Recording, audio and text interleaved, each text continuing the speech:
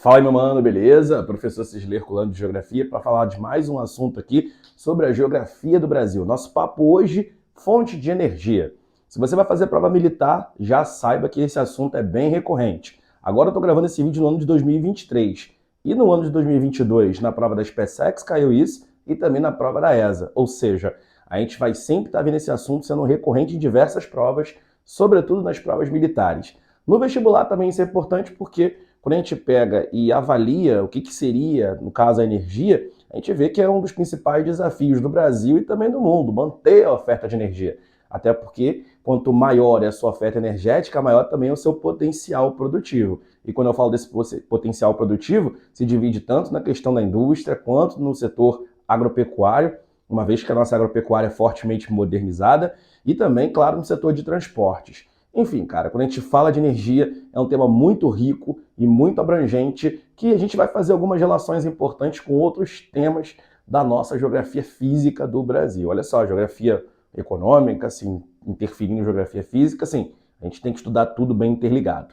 Primeira coisa importante aqui que a gente tem que saber é a questão da introdução sobre o tema.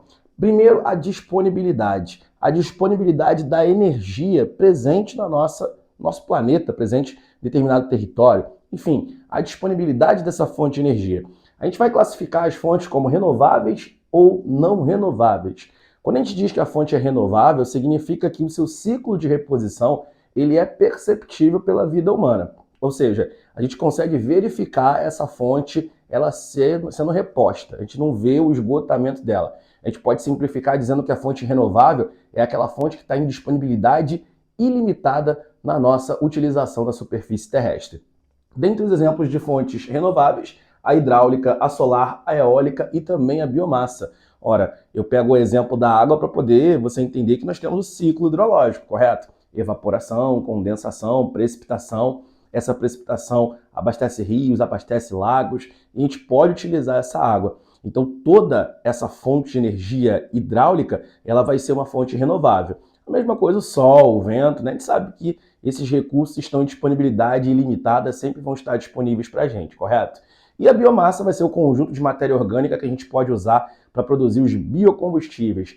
Ora, é só a gente produzir a matéria-prima que conseguimos ter a disponibilidade dela, ok? Agora, quando a fonte é não renovável, gente, a gente vai ver que a sua disponibilidade ela é limitada. O ciclo de reposição ele não vai ser perceptível pela vida humana. Como exemplo, nós temos os combustíveis fósseis, petróleo, carvão, mineral e também o gás natural são os principais que nós vamos abordar na nossa temática aqui energética, ok? Ora, muita gente pergunta assim, professor, o carvão, o petróleo, ele nunca mais vai ter o seu surgimento, nunca mais vai ser reposto? Bom, até vai acontecer. Só que como está ligado a processos geológicos, a gente percebe que demora um tempo bem significativo que supera largamente a expectativa de vida humana. Então nós, seres humanos, não conseguimos perceber a renovação dessas matérias-primas. E também a energia atômica que vai ser utilizada e estimulada através da fusão de átomos, né, da fissão atômica, como nós temos, por exemplo, o urânio. Enfim, são matérias-primas que são não renováveis, então nós vamos não ter a sua disponibilidade sempre na nossa utilização dentro de um país, ou dentro de um continente, ou dentro de uma localidade, ok? Essa é a nossa primeira classificação base. E se você pensa que, pô, isso não cai em prova, eu vou pedir aí para poder botar uma questão na tela que vai ser a questão que caiu na prova da ESA no ano de 2022. Olha essa questãozinha aí.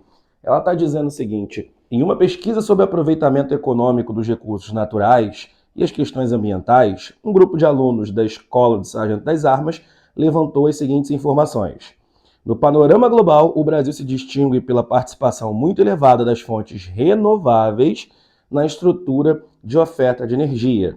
No Brasil, as fontes renováveis representam perto de 45% do consumo total, resultantes de uma combinação de fatores naturais favoráveis e de políticas energéticas orientadas para fazer o uso eficiente dessas vantagens. Então, olha o que a questão está dizendo. A privilegiada posição brasileira descrita nas informações do texto é fruto do peso excepcional das seguintes fontes. Mano, ele está querendo fontes renováveis, é o que está dizendo na questão. Então aqui nós já vamos eliminar a letra B, porque tem carvão mineral que é uma fonte não renovável. A letra C, por causa do gás natural, pelo mesmo motivo.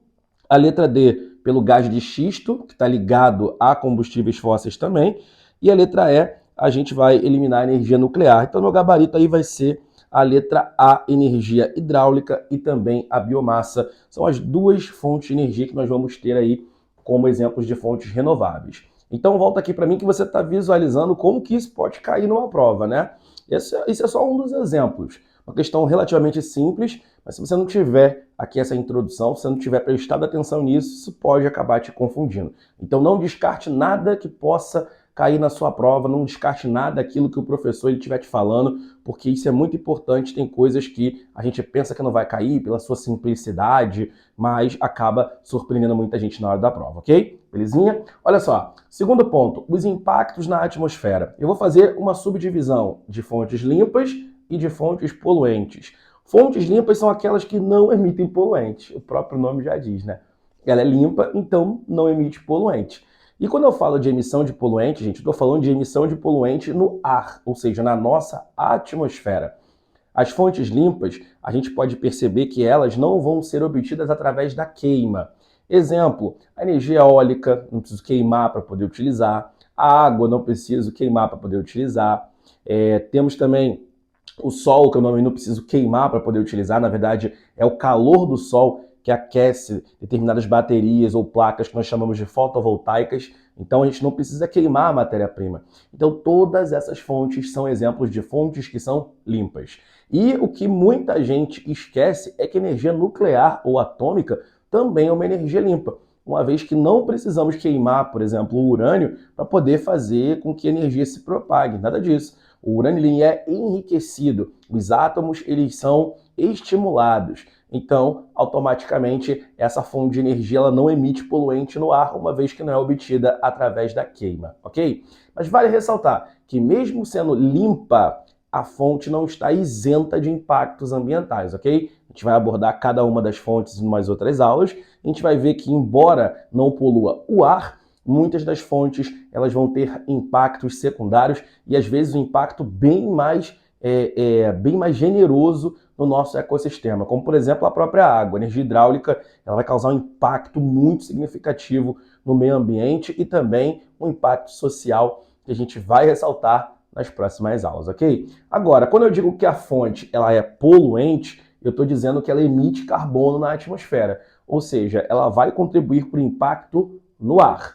Então, a fonte poluente ela é obtida através da queima. Exemplo, todos os combustíveis fósseis são fontes poluentes. O petróleo, principalmente o carvão mineral, o gás, mesmo sendo um pouco menos poluente que o petróleo, ele também vai emitir poluição atmosférica. E também temos a biomassa, ok? A biomassa também é um exemplo de fonte que, embora seja renovável, é uma energia que é poluente. Polui menos, claro, que combustível fóssil, mas a biomassa também contribui para esse tipo de poluição, ok? E vale ressaltar o seguinte, que todas essas fontes poluentes, elas acabam contribuindo para alguns fenômenos negativos da nossa atmosfera. Chuva ácida é um exemplo desses fenômenos, a inversão térmica também é um exemplo desses fenômenos, muito estimulados por causa da densa camada de gás carbônico que a gente vai ter na nossa atmosfera. E também nós temos a intensificação do efeito estufa, que é aquele fenômeno que permite uma retenção de calor pela Terra, o que faz com que as temperaturas se elevem cada vez mais. Pensa comigo, se está tendo mais gás sendo emitido no ar, a gente vai perceber que a propagação ou a retenção de calor vai ser muito maior. A atmosfera por si só, ela já retém calor. Então, se eu tenho mais gases sendo emitidos, eu vou ter maior retenção de calor, o que vai intensificar o nosso efeito estufa. E a consequência mais direta do efeito estufa, é claro, é o aquecimento global. O aumento das temperaturas médias do nosso planeta Terra que a gente está vivenciando nos dias de hoje.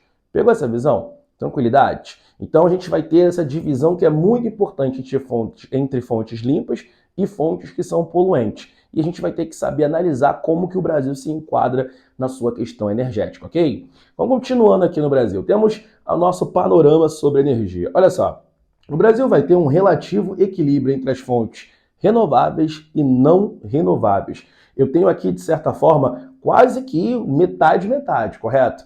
Esses dados, eles são dados bem variáveis. A gente tem ali 3 livros para poder analisar fazer ali um compilado, e a gente chega nesse número, né, de 41% aproximadamente de fontes que são renováveis, 59% de fontes que são não renováveis. O que a gente pode perceber isso aqui, gente? É que apesar do equilíbrio entre as fontes, o Brasil vai ter uma matriz energética, vai ter um setor energético que predominam as fontes não renováveis. Vamos ver já já quais são aquelas que mais estão encabeçando a nossa lista de utilização, ok? Mas a gente pode citar que as fontes renováveis têm tido um grande crescimento nas últimas décadas dentro do Brasil, beleza?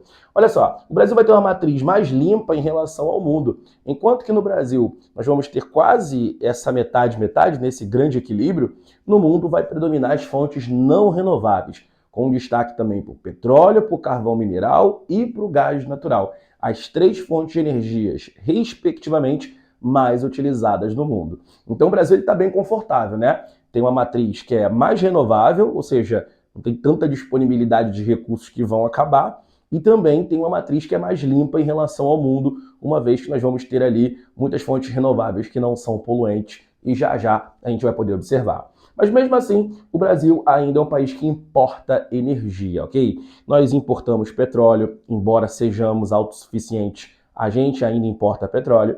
A gente importa gás natural, principalmente da Bolívia, que a gente vai falar posteriormente. A gente importa carvão, principalmente para atividade siderúrgica. Então o Brasil é um país ainda que importa energia, o que, de certa forma, resulta numa certa dependência do mercado externo. Mas o Brasil consegue ter uma vantagem muito importante, uma vez que tem grandes potenciais hídricos, eólicos, solares, mas para tudo isso exige-se investimento. Então o Estado precisa investir mais para que o Brasil fique menos dependente, cada vez menos dependente, e sim consiga reduzir cada vez mais as importações de energia. Mas hoje o Brasil ainda é um país que importa muita energia. Então, se você está pegando essa visão aqui, vamos falar de outros pontos importantes. Olha aqui, ó, as decorebinhas. Matriz energética brasileira. Quais são as principais fontes que o Brasil utiliza? Em ordem, temos aqui o petróleo como primeiro, encabeçando aqui a lista de fontes de energia, seguido pela biomassa. Repara o equilíbrio, né? Eu tenho uma fonte não renovável e uma fonte renovável em seguida. Em terceiro aparece o gás natural, que cresceu muito nos últimos 20 anos dentro do Brasil. Gás natural muito utilizado para diversos fins de transporte, também para a produção de eletricidade. E também eu tenho aqui a energia hidráulica, que nós vamos ver a grande importância dela, sobretudo para o nosso setor elétrico. Então temos aqui a nossa ordem e você percebe aqui um certo equilíbrio, né, de duas fontes que são não renováveis, enquanto que tenho duas que são renováveis encabeçando as nossas 4 primeiras posições, ok? Olha só, eu tenho um ponto importante que vale você prestar muita atenção aqui, ó. O consumo de energia e o consumo de eletricidade. Quais são os setores da economia que mais vão consumir energia e que mais vão consumir diretamente ou especificamente eletricidade? Olha só, quando eu falo de consumo de energia, eu tenho a indústria sendo a principal encabeçadora do consumo energético. Até porque você sabe que é a indústria que transforma a matéria-prima. Então, como o Brasil ele já é um país industrializado, como o Brasil, embora tardiamente conseguiu se industrializar, é claro que a indústria ela necessita de uma oferta bem interessante de matérias-primas energéticas. Então, a indústria vai ser aqui o que mais consome energia no Brasil. Seguido pelos transportes, que está diretamente ligado à indústria, porque o transporte é aquilo que vai escoar a produção industrial. E em terceiro, eu tenho as residências, e aí fala-se muito mais do consumo elétrico, ok? Mas também o gás de cozinha que a gente utiliza muito, ele vem do petróleo. O GLP, ele vem do petróleo, então também entra nessa ideia de energia, ok? Mas as residências aqui, elas estão ocupando uma posição não de destaque igual à indústria. Mas agora, olha quando eu falo do consumo de eletricidade, gente. Perceba que a indústria também vai ser o setor que mais consome eletricidade, mas seguido das residências. Até porque a gente consome eletricidade, mesmo sem estar em casa, né? A gente deixa vários aparelhos, como geladeira, por exemplo, televisão, ligados e vão estar consumindo energia. E, de certa forma, o nosso consumo residencial ele aumenta muito aqui, principalmente nos meses de verão. Ar-condicionadozinho, você liga ali que você consegue deixar ele por grande parte da sua noite, e muita gente hoje em dia, durante o dia, isso acaba consumindo muita energia. Em terceiro, eu tenho aqui o comércio, beleza? Porque o comércio, atividade comercial, também vai fazer uma parte né, bem importante da nossa economia, uma vez que o setor terciário é o setor que mais gera emprego no Brasil. A nossa PEA, população economicamente ativa, está muito concentrada nesse setor terciário. Então o comércio ele também gera muita demanda, por assim dizer, por eletricidade. Perceba que nesse consumo de eletricidade eu não estou observando os transportes, correto? Uma vez que os transportes eles ainda não foram popularizados, aqueles que têm motores elétricos, correto? Então, os transportes eles não aparecem quando a gente fala exclusivamente do consumo elétrico no país. Então, guarda isso, porque isso aqui na hora de uma prova é essencial. Sempre que você for ver alguma questão, veja se está falando diretamente da energia, ou seja, do geral, da matriz geral energética do Brasil, ou se está falando da eletricidade, da energia elétrica, porque a gente vai estar dando exclusivamente ali a importância para falar sobre eletricidade, ok? Beleza. Matriz elétrica brasileira. Perceba como muda a matriz elétrica da matriz energética. Perceba como isso muda.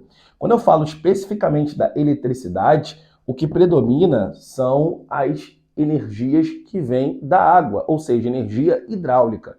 Eu ia falar hidrelétrica, porque de certa forma a água é utilizada nesse tipo de usina. Então, quando a gente fala diretamente da eletricidade, da matriz elétrica, o que predomina não é o petróleo, igual a matriz energética, é a água, porque a água ela vai ser responsável por mais de 60% da nossa eletricidade aqui no Brasil.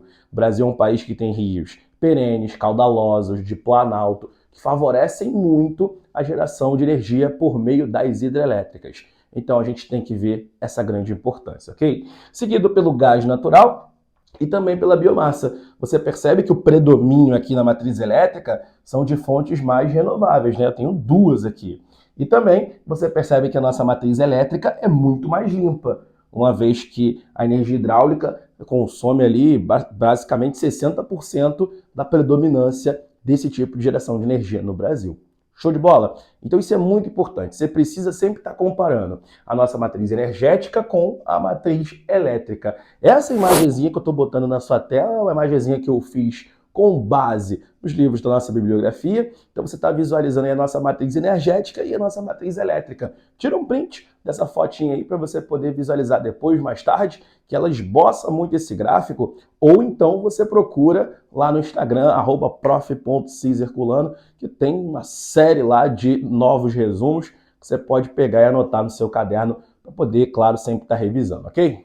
Continuando aqui, olha só, nós vamos falar que os principais tipos de usinas que vão gerar eletricidade aqui no Brasil são as hidrelétricas. A principal delas é a hidrelétrica. Mas eu também tenho termoelétricas, que são usinas que geram energia elétrica por meio do calor de determinados tipos de matérias-primas, podendo ser o gás, podendo ser o carvão mineral, podendo ser o petróleo, podendo ser a biomassa, tudo aquilo que você queima para poder gerar eletricidade vai estar diretamente ligado às termoelétricas.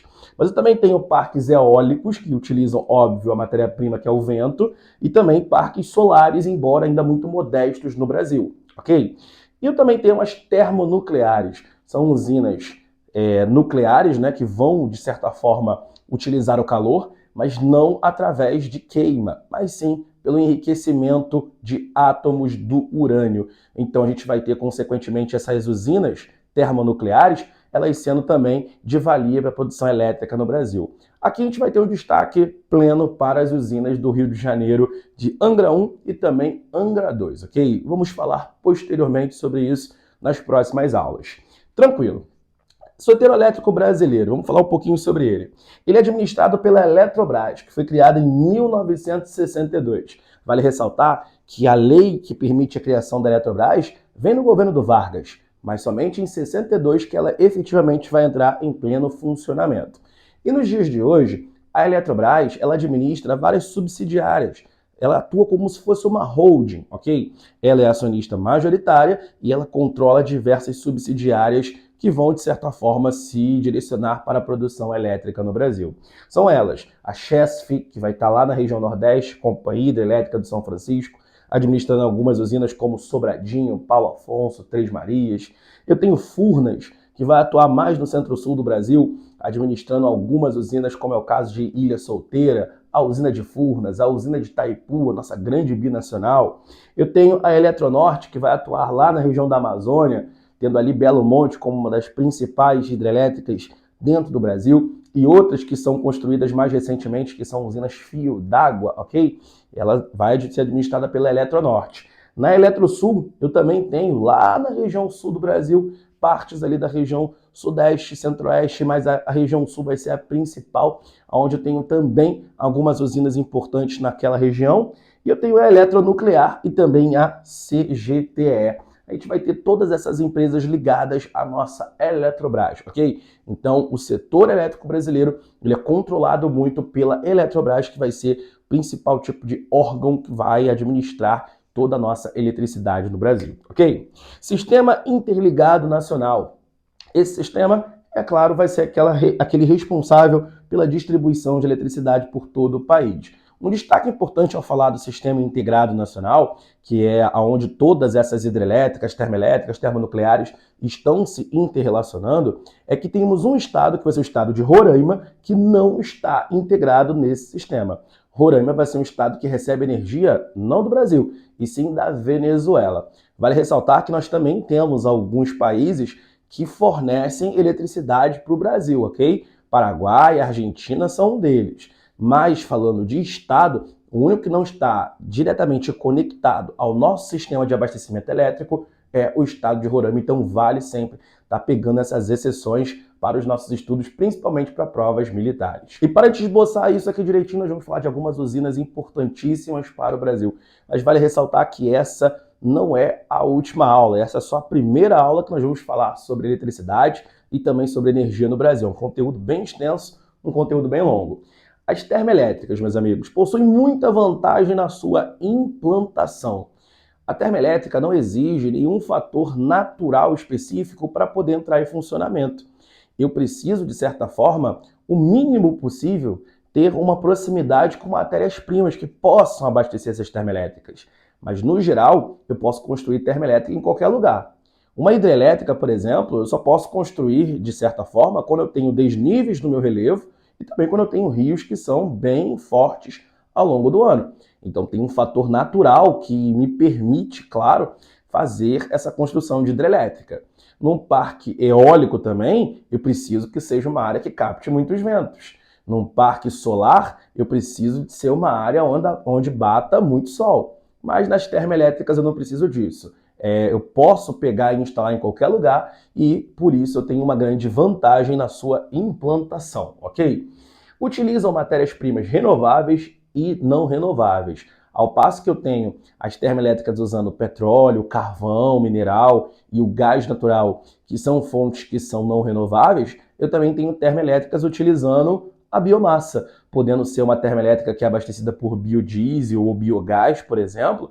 Então, assim, eu tenho tanto fontes renováveis e não renováveis que são de fundamental importância para poder ser obtido o calor e, sendo assim, as turbinas elas conseguirem fazer essa movimentação por meio de um vapor que vai passar por elas, emitido por esse calor, ok? Então isso é muito importante, eu posso usar tanto fontes renováveis ou não renováveis para poder utilizar a minha termoelétrica. Vale ressaltar que como eu obtenho a energia através da queima, então é uma energia que é poluente, emite muitos poluentes. A China, por exemplo, que é o país que mais polui no mundo, é um país que tem uma base muito significativa no carvão mineral. E quem faz essa produção de carvão mineral é justamente o Estado para abastecer as termoelétricas. Então a China é um país que polui muito por causa dessa presença de termoelétricas, ok? Olha só, por fonte, meus amigos, nós temos aqui a biomassa sendo a principal fonte de energia que abastece as nossas termoelétricas, seguidos do carvão mineral e também do gás natural. Detalhes importantes que tem na nossa bibliografia, tá, gente? As termoelétricas a diesel estão presentes na região norte e as termoelétricas a carvão mineral estão presentes muito mais na região sul do Brasil. Lembra que eu falei para você da proximidade da matéria-prima que seria muito vantajoso? Então, no sul do Brasil, é a região onde nós temos a oferta de carvão mineral, numa área que a gente vai chamar de cinturão carbonífero posteriormente, Você vai ver isso nas nossas próximas aulas, ok? Então, de certa forma, é vantajoso ter termoelétrica próximo de áreas onde tem reservas de carvão mineral. Já na região norte, eu tenho ali na Mata de Cocais, por exemplo, no Nordeste, que está próximo da região norte, eu tenho ali oleaginosas que são produzidas que vão, né, ser útil para a produção da biomassa. E também, é claro, tem a soja muito presente na região do Mato Piba. Então fica fácil ter matérias-primas ali para poder abastecer as termoelétricas ali da região norte do Brasil. Pode ser a diesel ou também a biodiesel, ok? Biodiesel é produzido da biomassa e o diesel é produzido, claro, através do petróleo, é um derivado do petróleo muito importante, beleza? Parques eólicos, para a gente poder encerrar, gente. Aqui no Brasil, os parques eólicos obtiveram um crescimento significativo nas últimas décadas. Começamos a investir muito mais em energia eólica dos anos 2000 para cá, ok? Temos um elevado potencial natural que vai ser muito importante destacar a região nordeste do Brasil, mas em todo o nosso litoral nós vamos ter potencial para geração de energia eólica, ok? Mas o Nordeste vai ser a região onde mais isso se destaca no país. Os estados em destaque eu tenho Ceará, Rio Grande do Norte e o Rio Grande do Sul, ok? Se você tiver que escolher um estado onde mais você pode gerar energia por meio do vento, nós vamos ter o Rio Grande do Norte, muito importante aqui no Brasil. E o Rio Grande do Sul, nós vamos ter um parque importantíssimo que é frisado na nossa bibliografia, que é o Parque Eólico de Osório, ok? Então, esses locais em específico, esses estados em específicos, eles têm um grande destaque. Mas a região Nordeste, por regiões, vai ser aquela que tem mais potencial para geração de energia eólica. É uma energia renovável e limpa, o vento não acaba, também não polui o ar, ok? Mas não está isenta de impactos ambientais, tá? Eu tenho ali necessidade de construir um parque eólico muito distante das populações, porque a poluição sonora ela é muito significativa, faz um barulho muito grande aqueles aerogeradores, ok? Mas também eu posso perceber, eu odeio quando acontece isso, mas enfim, eu também posso perceber impactos no meu ecossistema, da minha fauna, porque aqueles aerogeradores acabam por absorver muito pássaro, e aí muitas das vezes esse pássaro pode ser atraído para esses aerogeradores, e aí você já sabe qual que é a consequência, ok? Então mesmo sendo uma fonte limpa, mesmo sendo uma fonte renovável também, ela pode causar impactos ambientais. Bom, meus amigos, espero que você tenha entendido. Se você gostou, deixa o like aqui, ok? Se não entendeu alguma coisa, bota aqui a sua pergunta para que eu possa responder para você. A gente vai para uns próximos vídeos posteriormente, continuando sobre o setor elétrico, falando das nossas hidrelétricas, das nossas termonucleares, que são muito importantes. E fica aí com a gente. Tamo junto. Um grande abraço.